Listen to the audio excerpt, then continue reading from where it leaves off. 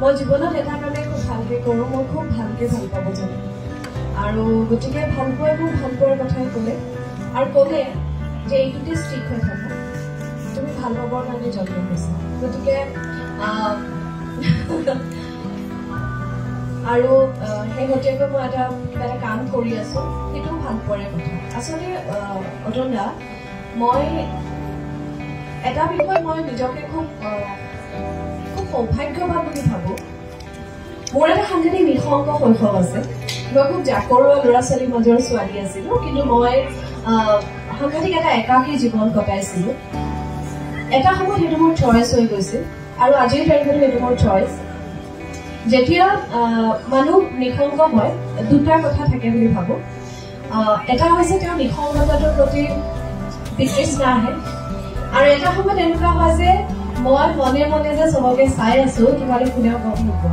মই দ্বিতীয় পৰ্যায়ৰ মানুহ আৰু নিজৰ প্ৰতি সাংঘাতিক ভাল পোৱা আছে। আৰু আটাইতকৈ ডাঙৰ কথা, জীৱনত মই যি কৰিম বুলি ভাবিছো, নিজে বিচৰা কাম মই চব কৰি আছো। সেই কথাটোৰ কাৰণে নিজৰ প্ৰতি মোৰ সাংঘাতিক মায়া হয়। আৰু মই লিখাৰ কামটো ঠিক তেনেকেই কৰোঁ। যিহেতু মই লিখিবলৈ বিচাৰিছো, লিখা কামটো মই ভাল পাইছো, সেইকাৰণে মই কৰি আছো।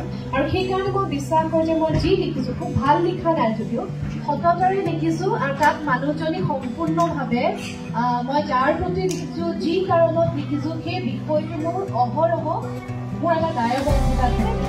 যদি মই এটা চৰিত্ৰ নিৰ্মাণ কৰি আছো, সেই চৰিত্ৰটো মই কেনেকে নিৰ্মাণ কৰিম, সেই কথাখিনিক মই খুব সজাগ আৰু সচেতন কৰোঁ। মই অসম্ভৱ মানুহৰ মাজত থাকো, মানুহৰ কাহিনী কিমান মোৰ মাজত সোমাই আছে। মই গোটেই জীৱন অকল বহি লিখি থাকিলেও শেষ নহয়।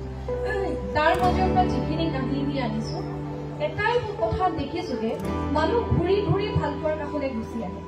মানুহৰ জীৱনত চব হেৰাই যায়। যদি কোনোবাই অকণমান সময়ৰ কাৰণেও কয় যে মই তোমাক ভাল পাওঁ, মোৰ কাৰণেই ৰৈ যোৱাচোন, মোৰ কাৰণে ভালে থাকাচোন, তেতিয়া মানুহ ভালে থাকে। আৰু জীৱনত ইয়াতকৈ ডাঙৰ সত্য একো নাই। মই সেই সত্যটোৰ সৈতে সদায় থাকিব বিচাৰোঁ। Thank you. ধন্যবাদ অৰ্চনা।